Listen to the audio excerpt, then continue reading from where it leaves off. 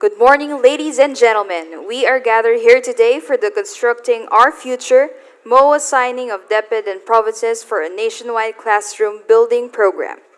To formally begin our program, may we call on Education Secretary Sonny Angara to deliver his opening remarks.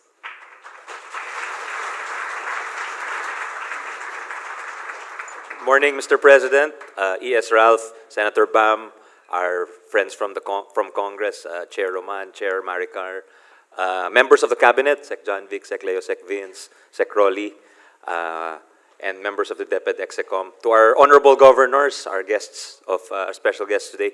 Mr. President, ito talaga yung matagal nyo ng pinaplano at sinasabi na dapat gawin natin. Being a former governor yourself, alam niyo yung kapasidad, bilib po kayo sa ating mga local chief executives. Kaya ito na po, finally, with help from Congress, na ilagay na po sa 2026 General Appropriations Act na hindi lamang DepEd, hindi lamang DPWH, kasama na po natin, kasangga na po natin ang ating mga provincial governors on this historic day. Thank you for your leadership, Mr. President. Thank you, Sen. Bam, Kong Roman, Kong Maricar, for the assistance in Congress. So, may we invite you, Mr. President, to the stage to just receive the, or to see the governors put up their signed MOAs that we signed earlier. With your permission, Mr. President. Yeah. Thank you. Salamat, Mr. President. We start with our governors from Luzon. If they could stand up and show the signed MOAs we signed earlier, sir. Yeah. Please hold up the MOAs. Yan. Maraming salamat sa ating mga minamahal na governors. Thank you po. We're looking forward to working with you.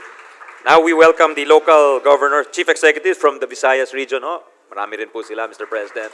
Yeah.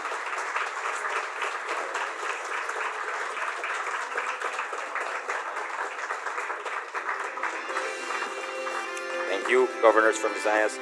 Now we welcome our provincial leaders from Mindanao, including the BARM, Mr. President. Yeah.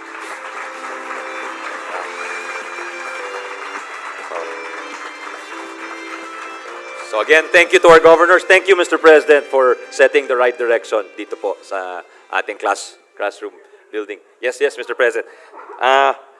Next, we would ask Executive Secretary Ralph Recto to introduce our guest of honor.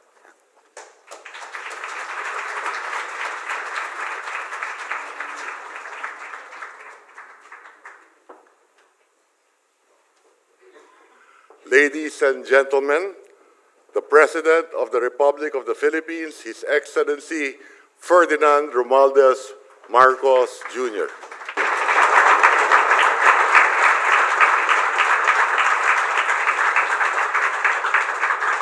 Thank you, Executive Secretary Ralph Recto. Please be seated.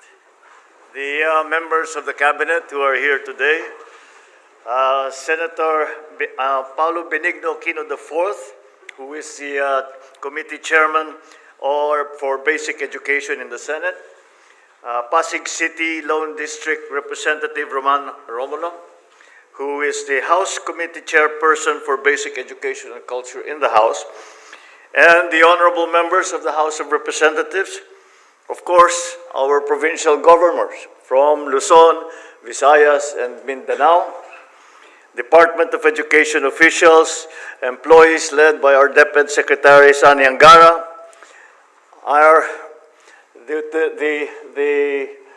group to whom this effort is really directed to, our teachers, our parents, of course, our students, fellow workers in government, distinguished guests,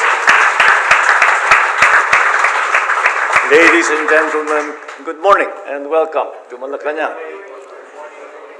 So today we formalize the partnership between the DepEd and the different provinces around the country, and it is an effort to make sure that every Filipino student has a safe and decent classroom to learn in. I have seen many of the struggles that our students, our teachers, and our parents face when having to send their children to school. They are studying and dreaming of a better future in poorly built facilities, cramped spaces, and sometimes no facilities at all.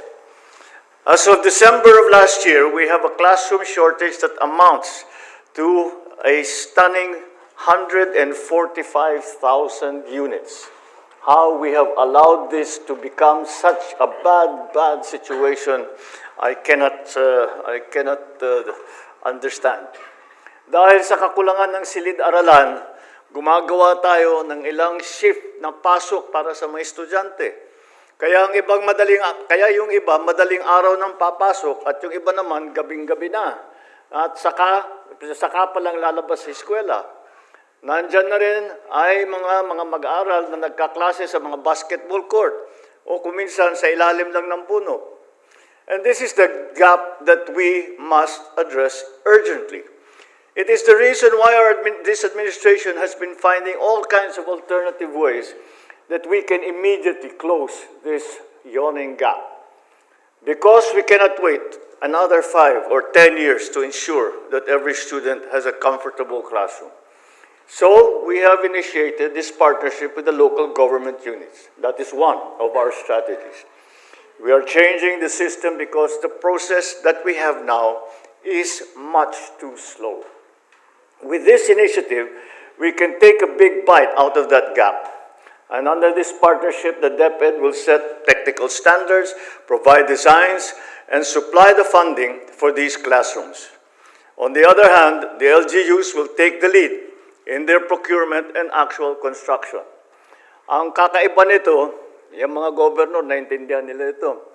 Madalas ang national government nagbibigay sa inyo ng additional function, pero walang pondo. Well understood ng ating mga provincial leaders. Ito hindi. We are doing quite the opposite. You are being given an additional function. It is a function that you have actually asked for. Pero kami ang magbababa ng pondo sa inyo. So, yung pondo ng DepEd, ang pondo ng DepEd para sa classroom doon sa lugar ninyo, imbes na idadaan pa sa national government hanggat maaari, basta't kaya naman ng LGU, karamihan naman ng ating probinsya ay kayang-kaya magpatayo ng classroom, ay sa inyo na ida-download ang pondong yan. Para nakakatiyak naman tayo. Ang sabi ko nga sa kanila, sa lahat, sabi ko, paano yan? Baka magka-problema ulit sa Ghost Project at saka sa substandard. Sabi ko, hindi ubra yan pagka sa LGU. Hindi ubra yan. Dahil ang tao mismo ang kaharap ninyo. Pagka hindi magandang gawin ninyong trabaho, sisitahin kayo. Araw-araw kayo, gabi-gabi kayo kakatukin sa bahay ninyo. Sasabihin, ayusin ninyo yung problema. Kaya't malakas ang loob ko na magiging maayos lahat ng ating gagawin. So, by giving the LGUs a greater role in the implementation, we streamline the process, we reduce delays, and move faster in building schools that our children need. For students, it means classrooms will be completed sooner. For our teachers, it translates to a safer, a more conducive environment that they can teach in. And for parents, this gives them peace of mind knowing that their children are learning in better facilities. Dahil talagang, kung titignan natin, tinutulungan natin ang mga teacher, nagdagdag tayo ng guro, at nagdagdag para mabawasan ang kanilang mga administrative duty. Marami tayong ginagawa to supply mga equipment, mga computer, mga whiteboard, kung ano-ano pa.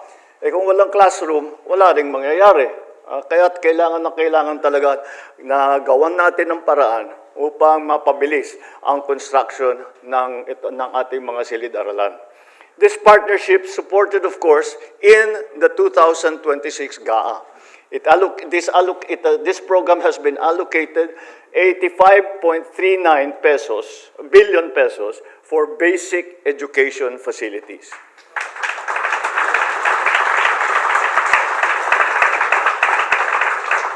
Through this MOA, we are ensuring that these funds translate into tangible results through a strict performance-based framework. More importantly, there will be no final turnover without a written validation from the DepEd to confirm that the project meets our standards. Ladies and gentlemen, we must practice full transparency in implementing this MOA, or any government project for that matter. The challenges that hound our education sector are immense. But now, we have the opportunity to correct at least part of those problems to help our students learn in a better environment. So the first tranche of the nationwide classroom construction program, we have programmed 9.6 billion pesos for this new program. And of this fund, 4.1 billion pesos is allocated for our provincial governments for the construction of approximately 1,200 classrooms. The DepEd will also procure about 2,800 prefab classrooms with an estimated value of more than 5 billion pesos. In total, the first tranche will deliver 4,000 new classrooms nationwide, which we hope will directly improve the daily learning and teaching experience. The DepEd is also working on PPP partnership schemes to help build the classrooms that we need to bring us closer to bridging this gap.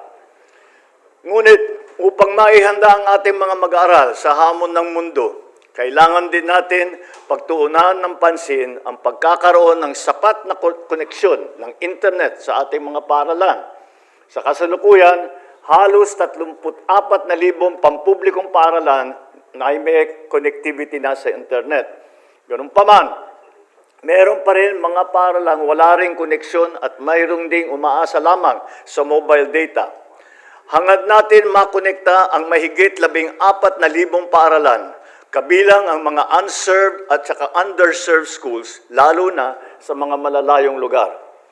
Kasabay ng pagbubuti ng ating mga pasilidad at koneksyon sa internet, pinapalakas din natin ang mga learning recovery program para sa ating mag-aaral. Sa ilalim ng aral program, nakikita na natin ang pagbuti ng kakayahan sa pagbasa at pagkatuto ng mga bata. Kaya pinapalawak pa natin ito. It's only the beginning. We will continue to provide all the support that our children need. Mga kababayan, naniniwala ako na kapag nagtutulungan ang pambansang pamahalaan at ang lokal na pamahalaan, mas malinaw, mas mabilis, at mas ramdam ng mamamayan ang resulta, lalong-lalo na sa edukasyon. And that is why I have pledged that for the remainder of this administration, we will prioritize, first priority will be education.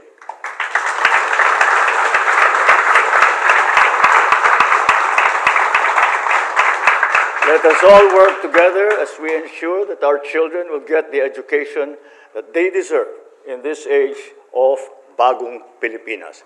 Maraming salamat. Mabuhay tayong lahat. Mabuhay ang bagong Pilipinas.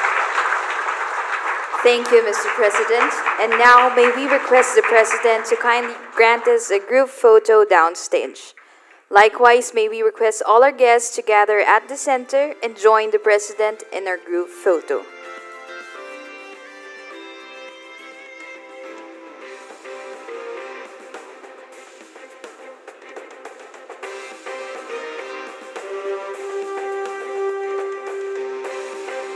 May we call on the governors on stage to have a photo opportunity with the President.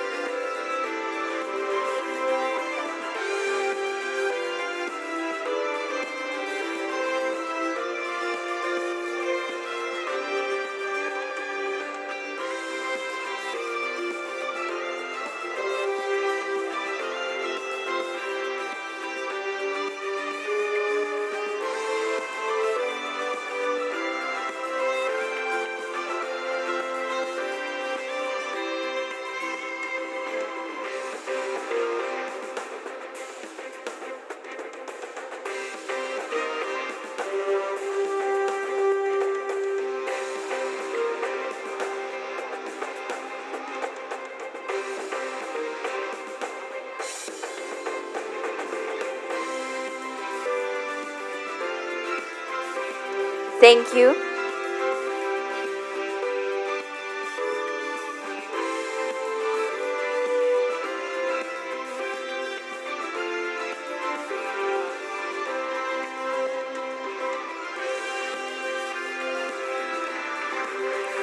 Thank you, Mr. President, for granting us a group photo.